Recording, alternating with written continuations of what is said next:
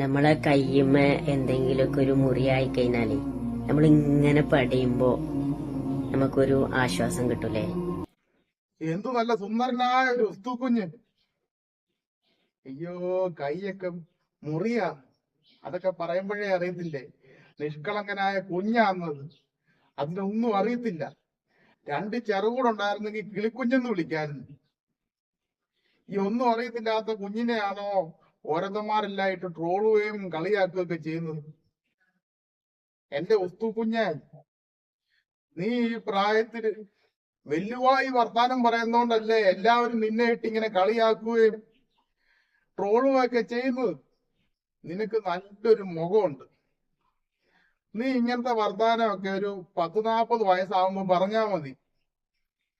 നീ ഇപ്പൊ ഒരു കാര്യം ചെയ്യും, നീ ആ പാട്ടില്ലേ, കുക്കുരു കുക്കുറുക്കൻ കക്കിരി കക്കും കറുമ്പൻ, നീ നല്ല വളവളാ മിന്നുന്ന കുപ്പായമൊക്കെ ഇട്ട് ഞങ്ങൾക്ക് വേണ്ടി ആ പാട്ടൊക്കെ പാടി ഒന്ന് ഡാൻസ് കളിക്കും.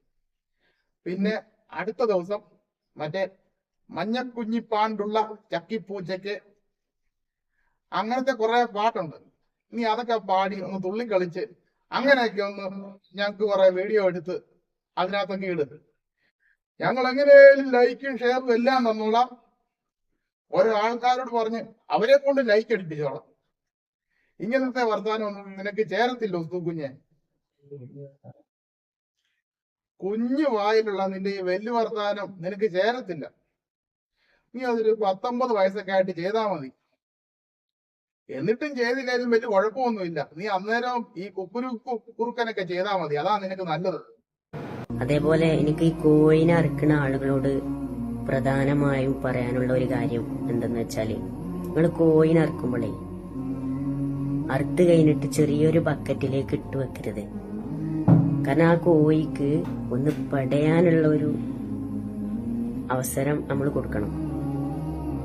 നാളെ ആ കോഴി റബ്ബിനോട് പരാതി പറഞ്ഞാല് സമാധാനം പറയേണ്ടി വരും. കോഴി അറക്കുന്ന കണ്ട് നീ പേടിച്ചല്ലേ?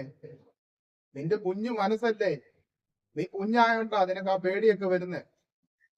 മോനൊരു കാര്യം ചെയ്യും, മോൻ പോയി നല്ല ചിക്കൻ ബിരിയാണിയും കുഴിമന്തിയും അൽഫാമും ഒക്കെ മേടിച്ച് തിന്നും. അന്നേരം മോന്റെ ഈ വിഷമം എല്ലാം അങ്ങ് പൊക്കോളും. നിനക്ക് ആ ഒരു വിഷമമല്ലേ ഉള്ളൂ കോഴി അറക്കുന്നതിന്റെ. ഇവിടെ ഞാൻ അതിലും വലിയ വിഷമത്തിലിരിക്കുക. വീട് വൃത്തിയാക്കാനായിട്ട് പോകുമ്പോണ്ടല്ലോ, നമ്മൾ ചൂലും കൊണ്ട് ഒരിക്കലും മുട്ടയായിട്ട് പോകുന്ന എട്ടുകാലിയെ തട്ടരുത്. ഉസ്തു കുഞ്ഞെ, എനിക്ക് അങ്ങനെ ഒരു അബദ്ധം പറ്റിയടാ. ഞാൻ ശ്രദ്ധിച്ചില്ല. ഞാൻ വീടിന്റെ മുക്കും മൂലയില അടിച്ചു വാരി തൂത്തോണ്ടിരുന്നപ്പോ മുട്ടയായിട്ട് പോയ എട്ടുകാലിയെ ഞാൻ കണ്ടില്ലടാ. ഞാൻ തട്ടിപ്പോയി, മുട്ട തെറിച്ചു പോയി. അതിനാണ് 1000 കുഞ്ഞുങ്ങൾ ഇങ്ങനെ മയ ചെതറുന്ന പോലെ ചെതറി. ഞാൻ ആ എട്ടുകാലി അവിടെ എല്ലാം നോക്കി. അതാണ് ഒരു കല്ലുംപൊത്തിനോട്ട് കേറിപ്പോയി. നമുക്കാണ് എട്ടുകാലി കുഞ്ഞുങ്ങളെ തിരിച്ച് മുട്ടയ്ക്കകത്തോട്ട് കയറ്റാൻ പറ്റുമോ? അഥവാ കേറിയാൽ തന്നെ ആ എട്ടുകാലിനെ എവിടാന്ന് വെച്ചാ നമുക്ക് കൊണ്ട് തിരിച്ചേൽപ്പിക്കുന്നേ. അങ്ങനെ ആയിരക്കണക്കിന് എട്ടുകാലി തള്ളയില്ലാതെ എങ്ങനെ ജീവിക്കും എന്നുള്ള ആ വിഷമത്തിലിരിക്കുവാ ഞാൻ. നിന്റെ കോഴി എന്നൊക്കെ പറഞ്ഞാൽ അത് ഓർമ്മ, അതൊക്കെ ഓരോരുത്തരെ ഇറച്ചി തിന്നാനൊക്കെ ആയിട്ട് കൊതിയായിട്ടൊക്കെ കൊല്ലുന്നതല്ലേ.